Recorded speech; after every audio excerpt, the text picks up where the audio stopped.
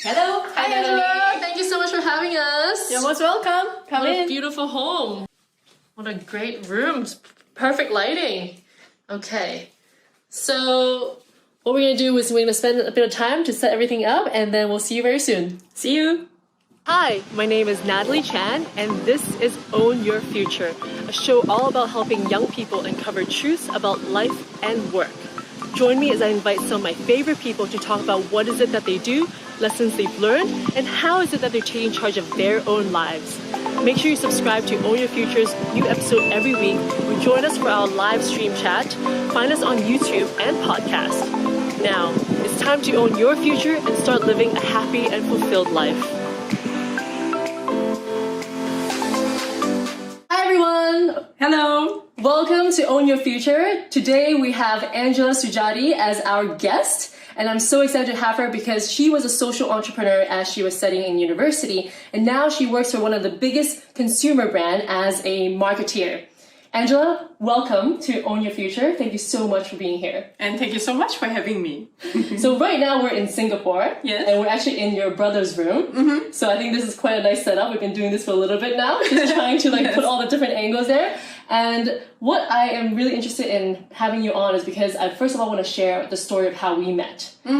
So can you tell us a little bit more about that? We met sometime in Chiang Mai. I think that was in October, if I remember correctly. So that was Ashoka Changemaker Exchange. So they brought together people who has passion to do a difference in the world, set up their own social enterprises. So the idea is that when you bring all of us together, we can learn from each other and we become a good support network, because social enterprise is actually a difficult and a challenging journey for those who went through. So at least we are all there with each other, and Yeah, I love that that retreat that we were on because Yes. first of all, it's so beautiful to meet other social entrepreneurs. Yes, absolutely. And also, besides that, it's like they're from all over Southeast Asia, and I think like Ashoka does a really amazing job for bringing different change makers around the world together. Yeah. And there's actually 500 of us around the world across 90 countries. I don't know if you know that. Wow, really? Yeah, so I think I really want to encourage young people to also join Ashoka for those who want to be social entrepreneurs as well. Absolutely. I think there's no better time to join social enterprise now, because there's so much support system that's ongoing to support you in this journey.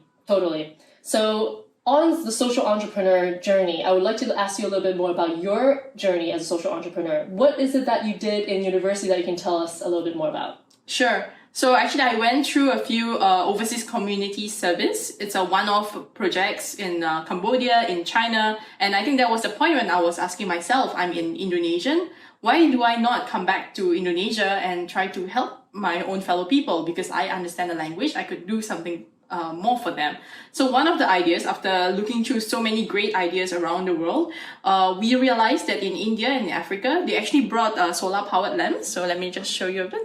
So solar powered lamps that looks like this. Oh, wow. Yeah, so if you switch it on, you can't really see much, but actually there's some light coming out of it. So the idea is that you charge this in the morning, and you can then use the light at night. And the reason why this is needed is because Indonesia is made up of 17,000 islands. So not many of the islands are connected by electricity. We do not have electricity 24 hours with lights and you can charge your phone anytime. No. So in all of these smaller islands, they are using generators and actually kerosene lamps to try to look and read stuff. Like you can see their books and you'll be peering through lights like that. And it's actually very dangerous because when cats run over, you topple it, you'll burn the house. And it's actually very expensive as well. So one of the idea was actually, we thought about, hey, there are already people who are doing this. Why not we bring this solar lights as well to this village? Because it has been proven to improve literacy rate, because now people can read and study at night.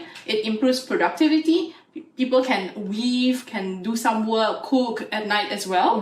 And it also has improved safety amongst a lot of the benefits. So we thought, why not bring this lamp to Indonesia as well? And not just that, we train the women in the village itself to be entrepreneurs so that they get an income when they sell these lamps to the community around them. So the community benefit from the lamps. The women in the community also benefit from having additional income for their family. So that's the whole idea about the social enterprise. Oh, and how did you even come up with this idea? I mean, as in, how did you get inspired to look into such a problem? Because you were just a student at the time. Correct.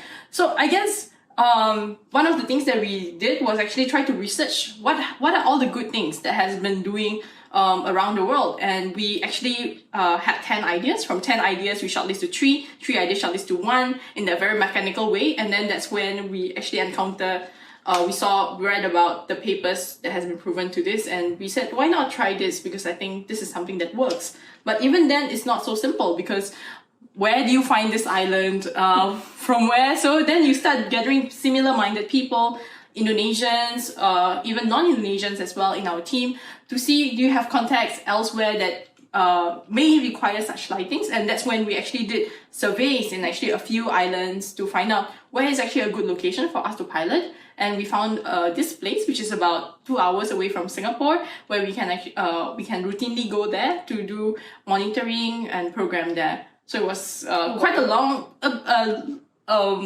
academical process in that sense.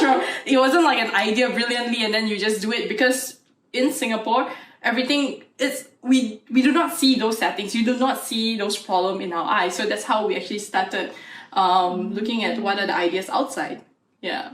Wow, and how long did you do this for, and how many lights did you end up empowering female entrepreneurs to? So I did this for 5 years. So at that point, at that point of 5 years, we managed to train about 24 women entrepreneurs in 3 villages, and then sell about 25,000 lamps. But now my co-founder has taken over the project, and it has scaled up to even more than that. So we have distributed more than 100,000 lamps at the moment in more sites in Indonesia. And so what made you decide to continue on your journey, not as part of doing this, but doing what you're doing now? Sure.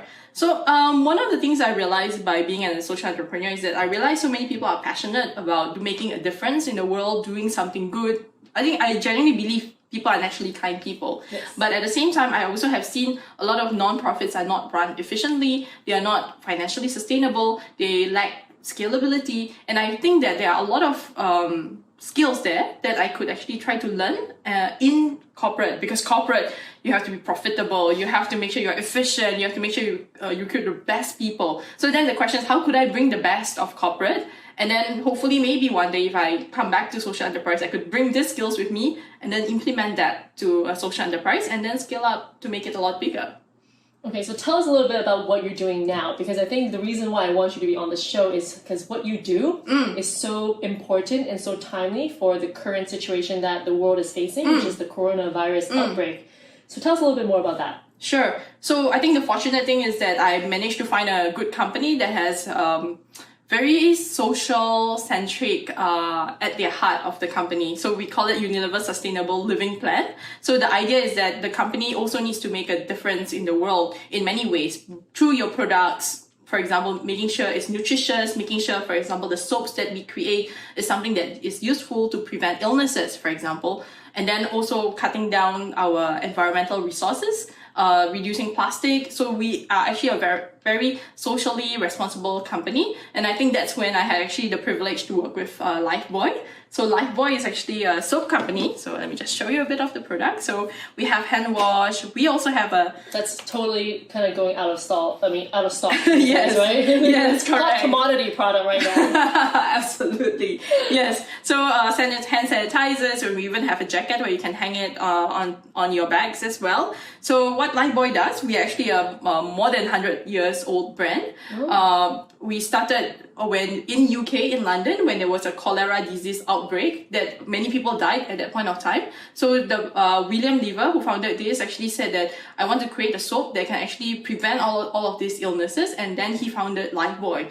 So that's where we are actually at the heart of making sure that the product makes an impact. And here we are now, 100 years later with coronavirus. And then so the same problem still occurs. And that's what we've been telling everyone, that please remember to actually wash your hands. Yes. And also if you're outside, please carry a hand sanitizer with you to always make sure that keeps you protected, because Lifebuoy kills 99.9% germs. And not just Lifebuoy, in fact, if you have other soaps also, please use that. So just to make sure that your family is protected. Yeah. Oh, wow. And so is Lifebuoy the only brand that you do marketing for, or do you do it under Unilever? Sure. So Unilever is a big company. We have many, many brands. So, for example, Magnum, Pedal Pop is one of our brands. Dove, Rexona. I can name so many. I think Ben and Jerry's. Ben and Jerry's. Yeah. I had that yesterday. You did? You like it? Sandwich is so good. Nice. Yeah. So we do have a lot of brands, and we always make sure that purpose is at the heart of our brand. So for Lifebuoy, our purpose is how could we, through our soap, make people fall ill less often every day. And I think that's so important to have a mission in a company, because I think especially with the younger generation now, like I only want to work with companies that have a purpose and a mission. And I think that Unilever is doing it so well by finding companies that resonate with their brand, and then they kind of acquire these brands, right? They don't build their own brands. We build our brands. Yeah. So Lifebuoy Okay. is actually one of the brands that has been with us at the start for 100 years. I mean, of course, we acquire some along the way, but Lifebuoy is one of those that we organically grow since the start. Okay. So as a marketeer, as you call it, what is it that you do? Like, especially now when the coronavirus is at the heat of time right now, how is your work being affected, and like how do you become like a good marketing person when it comes to this? Sure. So at least at this point of time with coronavirus, the first thing is that stock is out everywhere. So the first thing that's home. Sure, you have to keep it when you keep you safe in Hong Kong. Yes. It's like now people are gonna put like actual soap in like the backpack instead of hand sanitizer just because it has more germ killing ability, right? Yes, I know. Yeah. So the first thing is to make sure that our stocks is available everywhere. So asking everywhere, especially the countries that's affected, where are we seeing the demand? Where are the stocks sold out? How much do we need to replenish? And then I also have to work with supply chain team to make sure that we are actually ramping up production to fulfill all of this product demand at the same time. And that's on the product supply side. And on the communication front, I think because we are a very mission-driven brand, yes, it's not so much about, oh, please buy more Lifebuoy, but it's about just reminding people, hey, during this time, please remember to wash your hands more often, whether that's with hand wash or with sanitizer. So we have been creating communications campaign around it to encourage people to wash hand more often. Yeah. And so I think when I was talking to you before we started filming is to really understand what does being a marketing person do. And I think you talked about like it's not just knowing how to communicate in TVCs or like putting on commercials, but how do you actually share such a knowledge with a young person now thinking about being in marketing? Like what is the basic kind of fundamentals, or like how does everything connect? Sure. So the interesting thing about working in marketing in such a bigger company is that I get to see the process end to end. So a lot of times people think, oh, marketing means you create beautiful posters or things that you see on Facebook. So in fact, we are working with a designer to create those beautiful graphics. But being a marketer in Unilever means you are the project leader, or essentially you are the brand owner of the brand. You have to look at it holistically from a point of view is from finance, for example, is your product profitable? From supply chain side, is your factory ready to produce this? Which are the markets that needs to supply to? And from a consumer point of view, does consumer needs your brand? What are they looking at? And then decide what is the best action to do for the brand. So for example, I have to think about what is the new next product innovation for, say, hand wash that I want to launch in the next 5 years? And what would be the kind of communication or behavioral change program I have to try to deploy so that people can wash their hands? It's not just you read an ad and you're like, oh, I know how to wash my hands. Everyone knows, but how do you make it engaging? How do you make it exciting so that people can do it more often? So all of these are all part of the considerations for being a marketeer. Oh, wow. And I think, so what about being a marketeer excites you the most? I think being able to make an impact in people's life. Like, for example, in this like coronavirus, just making sure that I work harder with my supply chain team to make sure that they ramp up production, what is the details like, and knowing that actually makes me feel fulfilled that actually I'm making an impact in other people's life. Whether that is from a product point of view, where that means I'm creating communications that encourages people to wash their hands. I think for me, that is trying to make people's life better. So I think that's what is most fulfilling for me, to be able to make that impact in people's life. And what would you say are the biggest challenges that you face at your work? Biggest challenges. So we are working with a very big team. So then you need to know how to work with so many different people. Like just now I talked to you, so many different functions. You have finance, you have supply chain, you have consumer market research. So you have to learn how to talk to them and understand what they do. For example, they come to you, Natalie, this is the situation, gross margin at this side, turnover at this side. This is what's your decision now? Do you want to proceed with A or do you want to proceed with B? So you need to have built that sense. And when you meet someone in supply chain, they tell you, oh, there's so many factories, factory A, B, C, this is the production capacity. You have to, so essentially you as one person, you're not just good at knowing how to create beautiful visuals, but you also need to learn to put yourself in those shoes as a financial person or as a consumer insight person, understand those segments best so you make the right decision. So those requires a lot of background knowledge. Yeah. So do you have to study all these different fields in university before you can become good at marketing, you think? Or is it something that you learn on the job? Or how does that work for you? Sure. So at least for me, I come from an economics and psychology background. So I'm not even a marketing background at the start. So for me, I absolutely agree with you that these are skills you can learn on the job. So it's about logical thinking, right? Like how do you prioritize? How do you make a certain decision? What are the variables you have to look at? What are your considerations when you put in all these situations? And not to be scared, because yes, you could start off being a student, but you have your managers, you have your director, you have your VP, vice president as well, who will then also help you, guide you, teach you in that process. So not to worry about that. And I know that you joined Unilever as a management trainee, and I think that's a kind of program that allows you to go to different functions and really do you have a rotational program that you get to try different things? Yes. So how do you become a management trainee? Like, what do you think are the kind of candidate that they're looking for?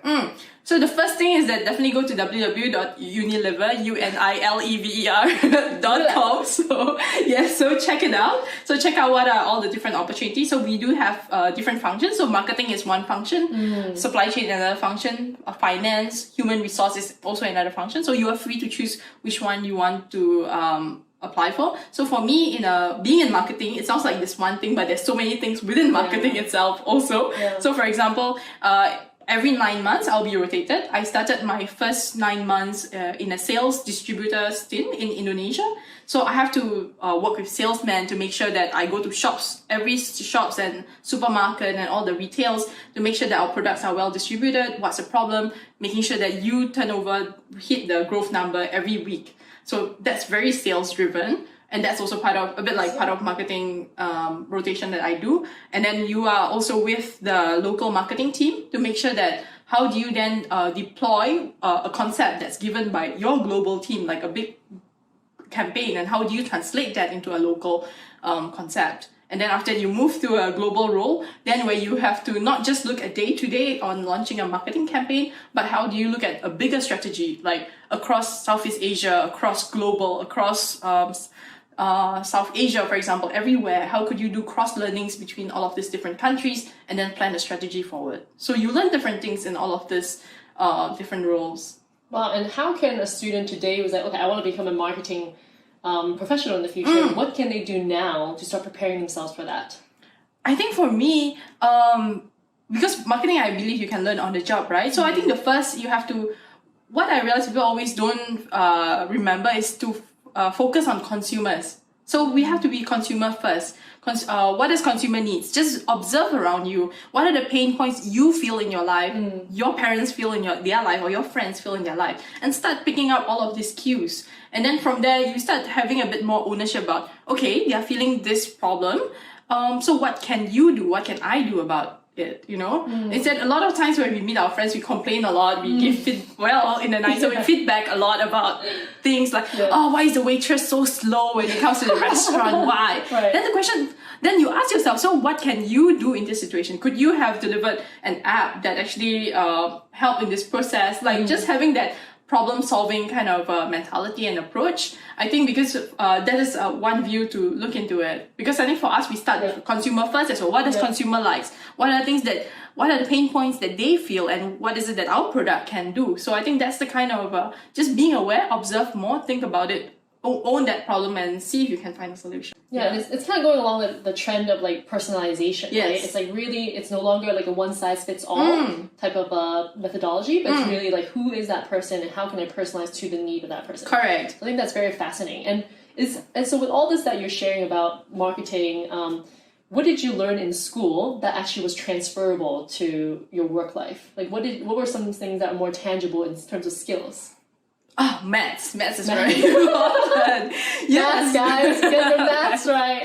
Yes, because you have to look at your financials and you have to evaluate what is like your gross sales value, what's your turnover, your gross margin. You need to know how to calculate all of these numbers and make sense out of it before you can make a decision, right? So I think that's one thing. And second is actually a kind of problem-solving mindset. Like how do you develop an analytical thinking on how to solve a certain problem? What are the different things you consider before you solve a problem? You don't remember the technical terms behind it, but I think all of these sciences and all of these subjects actually help you to build the analytical thinking process behind it also. So sounds like you learn, sounds like in school you're like, okay, math is important. Yes. Outside of school, you're a social enterprise, and then you really learn so much that schools don't offer because it's really figuring out solutions as you go, as you're challenging yourself, as you're talking to different people.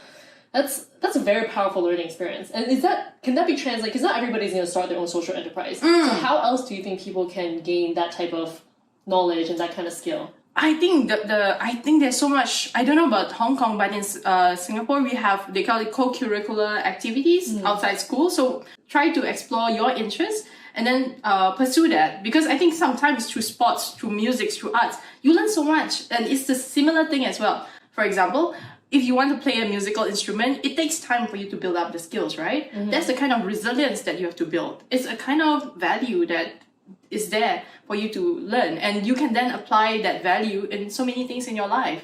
So don't restrict yourself to say that, oh, I need to be a social entrepreneur, but whatever interest that you are in, put your step forward. Just make that first step, and after that you pick up your skill and stay there for a while. Don't switch, 1 month and then switch and I agree. Yeah. It's so, I think we're in this like kind of time in life where it's like very instantaneous type of gratification, and then like, people just get so easily impatient about like doing something that they don't like, or going to keep switching. But actually you need to stay there for a little bit and just like persist through hardships and see whether you really like it. I feel like that's very important. Correct. And I like that you brought up values.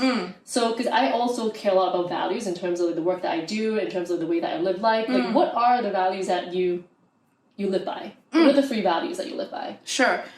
I think the first one would have to be stay curious. Like, learn a lot from people, read, talk to people, observe. And even though people have different opinion, don't try to impose your opinion. It's okay that 2 people have different opinions, but it's just hear. Just hear and understand that there's a different viewpoint from there. So I think just stay curious that way and try new things, because when you hear people, like I hear you do Vipassana meditation and I just say like, yeah, why not do that, right? So I think you just get inspired by people to try new things. So just be curious. Second is be disciplined. I think it's back to the point about picking up the skills as well. Sometimes you think that you want to try something new, but give yourself time, 6 months, one year to and be disciplined about it. It could be as simple as I want to read book 2 hours a week, for example. Whatever that's manageable to you. Or if you think you need 2 hours in a month, that's fine too. But whatever that's manageable, and do it consistently. And I can't stress the importance of discipline because that is when you actually build up your skills over time. You don't build up skills by switching interests quickly. So second is definitely discipline for me. Third one, let me think about it. I think in the third thing, I would say the value that's important to me is to be kind to people. Because a lot of times when we can be impatient, we can be angry at someone, but then stop for a while and then start thinking, what could it have looked like in that person's shoe? What could have happened? Why did the person come late? was it something urgent that happened previously? And I think that helped. And you would start realizing that you may have been in that position before, you know? So, and when you were there, you wanted people to be kind to you and to be understanding to you. So we should also try to be kind and understanding to other people. And I think what I love about your experience in the manager training program is that you actually are able to connect the dots. Because I feel like a lot of times when we're just like going through, I don't know, like a job, like you just see kind of what's in front of you, but you don't actually get to be in touch with many different functions to really understand how everything is connected. Correct. And I feel like in today's world, when we really are looking for adding value back into society, back into our community, it's about how do you make sense of what people don't see? Like how do you understand the way that things are being related to each other and actually be like, oh, actually maybe there could be more, like a better efficient way to do that part. Or there could be another way to do that part. And I think that kind of program seems really valuable for the way that you grow and the way that you understand. Absolutely, functions. absolutely, yes.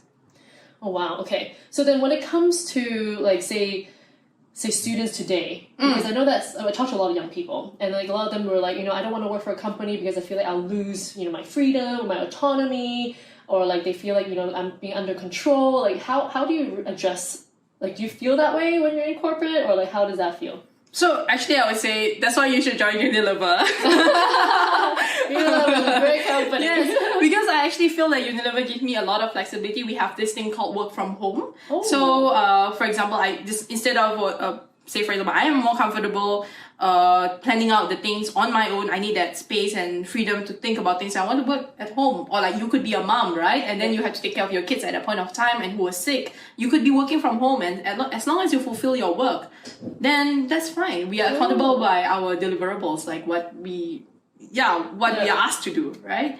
So you have that flexibility. But then again, I mean, the next thing about your point about restricting the freedom, and I would say that, guys, it's real world. There's no real thing as total freedom. Even as an entrepreneur, even whatever job career you decide to take, there is that kind of limitation. So actually being in corporate, working in the corporate, helps you put yourself into this real world. So given in this kind of constraint, what can you do? Like you judge how much freedom you have and then how much you can push, how much you can influence. So in fact, by doing that, you're picking up your influencing skills, you're picking up about your judgment as well. What can you fight for? What you should not fight for? Learn how to pick your battles as well. So actually it's great to start from corporate job to learn those skills. Yeah. So true. I actually started in corporate too, so I thought that was so valuable because I wouldn't be able to build my business now if I hadn't had corporate training, if I hadn't been able to see like the big world.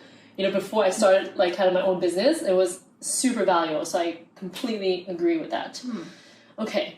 So I feel like there's a lot that you shared today that was so valuable, and I'm just so grateful that you were able to kind of break down what doing marketing is and how to be a good marketeer. So maybe I'll end with one last question, if you don't mind, sure, of course, for our audience, is if you were to give one tip on how you own your future, because I think you are totally, you know, being a boss lady right now, owning your future and like doing so well in your company and like really championing, you know, hand sanitizer to like just helping people be better hygiene focused. So what is the one tip that you would tell students today on how they can own their future? Sure. I think I would say that don't be afraid to make mistakes, especially when you are so young in your life, because that's when you can still afford the mistakes.